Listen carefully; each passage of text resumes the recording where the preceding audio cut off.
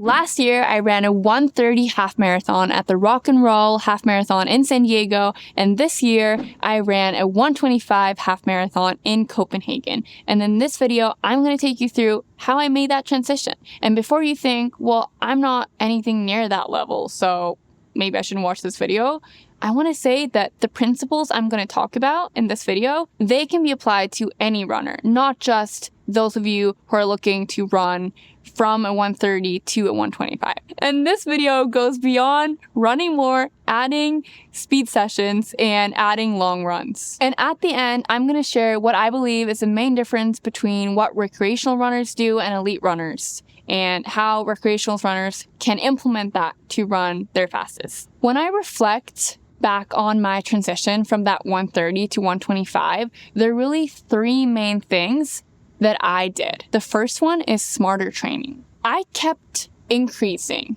my training load when I went from that 3:05 marathon to that 2:46 marathon, but it wasn't sustainable. I kept doing more and more and more, but I wasn't absorbing the training, and that's why I kept getting injured. And that's why when I say smarter training, I want us to think about how can we increase your volume, because we do know that running more is going to make you a better runner as long as you absorb it. How can we increase how much faster sessions you're doing without getting injured? How can we increase, in general, your fitness in a smarter way? And how I've really done this is through heart rate training. And when I say heart rate training, I mean getting a VO2 max test, calculating your individual heart rate zones based on your max heart rate.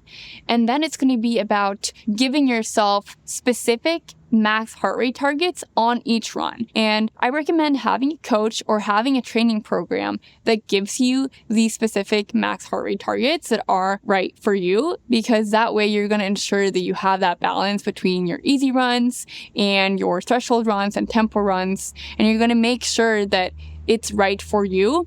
As far as smarter training goes, I really urge you to think about how to not do as much as possible, but instead doing like a little bit too little. Because when you do a little bit too much, that's going to do so much more damage than if you do a little bit too little. This is something that I've found that's worked really well. And you could use this principle when you're, for instance, doing your threshold runs. How can you save a little bit in the tank instead of trying to push out the little extra in the tank, which is kind of what most of us get taught, but that has, from experience at least, and now I'm talking to not someone who's running once per week, but someone who is running, 4 to 5 times, maybe even 6, maybe even double sessions. That's when you want to be extra careful about that smarter training and saving a little bit in the tank. If you're training once per week, then go ahead, give it your all. That's a different person than the person I'm talking to in this instance. The second thing I did to improve my half marathon time was to have a max heart rate. Have you noticed how some people do much less than you, but seem to be progressing much faster? Well, this is actually a lot more common than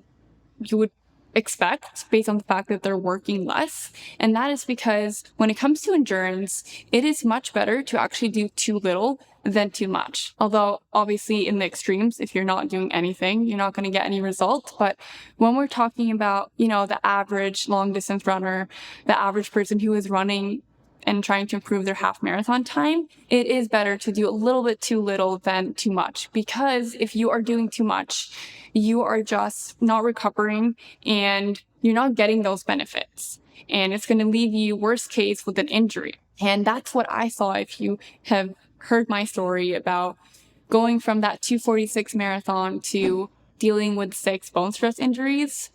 I just kept on doing a little bit too much and too much and too much. And I just kept falling further and further down without progressing. And that is why I found that by having a max heart rate, I was able to control the effort. And that's the thing. As coaches, we don't know exactly what paces the athletes should be running, other than if we've had very recent race data to know what we think based on that race data your level is at. But very often what happens when runners come to us is that they have some old race that they did couple years ago, okay, maybe a year ago or half a year ago, but that was during peak fitness.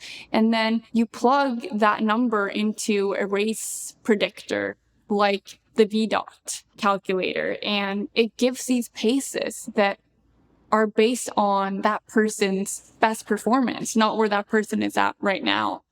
And the problem with that is that you're always overshooting those paces in training, and it very often leads to injury or to burnout or to just not consistent progress. And what I've seen now this whole last year in 2024 is that by having that max heart rate, by going off effort instead of paces, I have now been able to consistently progress, and it's compound, and it's incredible. And that's why I really want to make a video on this, because there is no better feeling than just consistently getting faster and faster, especially when you are putting in all that hard work. And the next question is going to be, okay, well, how do I know what that max heart rate target should be? And that's when, like I've talked about so many times in my other videos, heart rate is individual, meaning that my max heart rate is going to be different from your max heart rate. It's going to be different from someone who is 70 years old.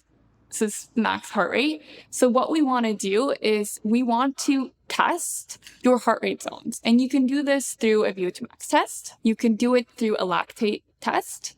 You can do it with Garmin's lactate threshold test. It's not as accurate, and I get a lot of questions on, do I really need to get a VO2 max test? If you want, I can make a whole video on that. But in short, I'd say it really depends on how accurate you want to be with your data. For my new athletes, I do recommend taking that VO2 max test so that I actually have that specific data, individual specific data to work with. And that's how I set up my max heart rate targets, and that's how I've seen so much progress. The third thing that I did to go from a 130 half marathon to a 125 half marathon is to periodize my training.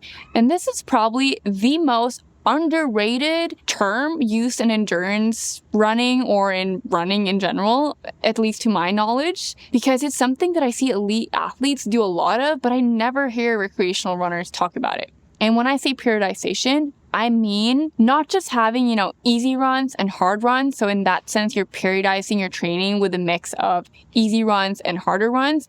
But I'm talking about having hard weeks and easy weeks or deload weeks. And I'm talking about aggressive periodization. I think that periodization, and especially aggressive periodization, can be a great way to increase your mileage and your threshold runs significantly without overdoing it. Because when you have that recovery week, that's when you can really see, okay, how am I feeling?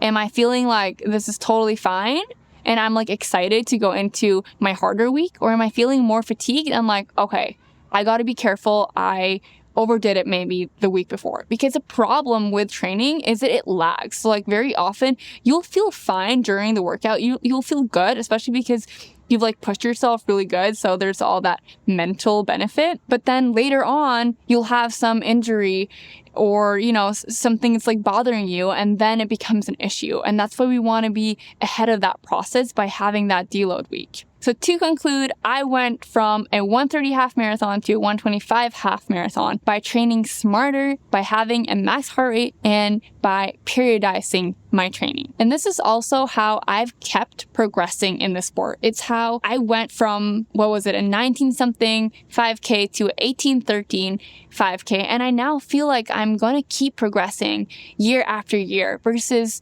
in the beginning of my running journey, yes, I did see a lot of progress, but it wasn't sustainable. Make sure to check out my marathon plans, my half marathon plans, or my 5K training plans. I'll leave a link below. And if you're looking for a coach, then I also have a few coaching spots, so make sure to fill out my form below. And if you're curious about how to execute a threshold run, then make sure to check out this video where I literally take you through my entire threshold workout. Thank you so much for watching.